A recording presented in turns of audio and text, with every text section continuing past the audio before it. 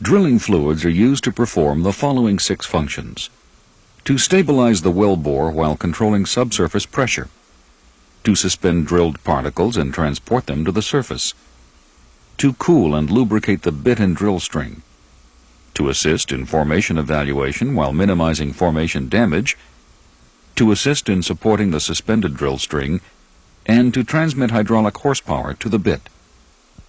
Let's look at each of these functions individually.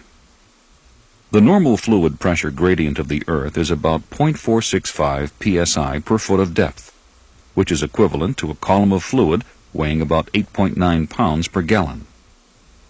In many drilling areas, the weight of water plus accumulated drilling solids is sufficient to balance this gradient and thus prevent fluid flow into the well bore from permeable formations. However, there are areas where abnormally high pressures require an increase in the density of the drilling fluid. In such cases, the drilling fluid will be weighted up with a high specific gravity additive. Typically, the column of drilling fluid exerts a slightly higher pressure than that within the drilled formations, a condition which results in some degree of fluid flow into permeable rocks. The drilling fluid must be designed to form a filter cake of solid particles against the wellbore wall, preventing significant fluid loss into the formation and thus stabilizing the hole. The addition of specially formulated natural clays to the drilling fluid normally provides this capability. These same clays also improve the drilling fluid's ability to transport the drilled rock cuttings to the surface, where they can be screened out and sampled for geological information. The fluid's viscosity permits it to carry these particles in suspension, and the clay increases the viscosity of the fluid. The clay also gives the fluid gel strength, a property which causes the mud to stiffen or gel when pumping stops, but allows it to liquefy again when pumping resumes. This property keeps the suspended cuttings from falling to the bottom of the hole when circulation is halted.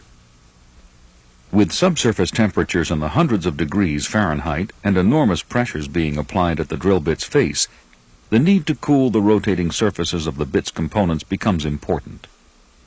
The 4th function of the drilling fluid is to aid in the collection of geological information.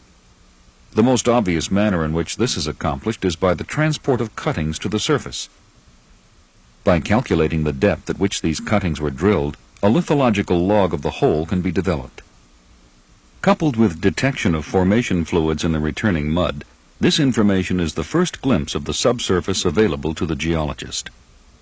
But the drilling fluid also provides important assistance to the logging of the drilled hole by permitting the shallow invasion of a known salinity filtrate into potentially productive formations. By minimizing the amount of this filtrate, the filter cake formed on the wellbore wall protects the formation from large amounts of foreign drilling fluids, which could damage the permeability characteristics of the formation. With average well depths increasing, the weight needed to be supported by the drilling rig becomes an increasingly important factor, particularly when running long strings of casing. The drilling fluid acts to buoy the casing as it is run into the hole, reducing the total weight that the surface equipment is required to support. Finally, the drilling fluid exiting the nozzles of the bit cleans the bottom of the hole and provides fresh rock for the bit's teeth. The amount of hydraulic horsepower available at the bit depends on how much energy is expended in moving the mud down the drill pipe. That in turn is dependent on the rheological or flow properties of the mud.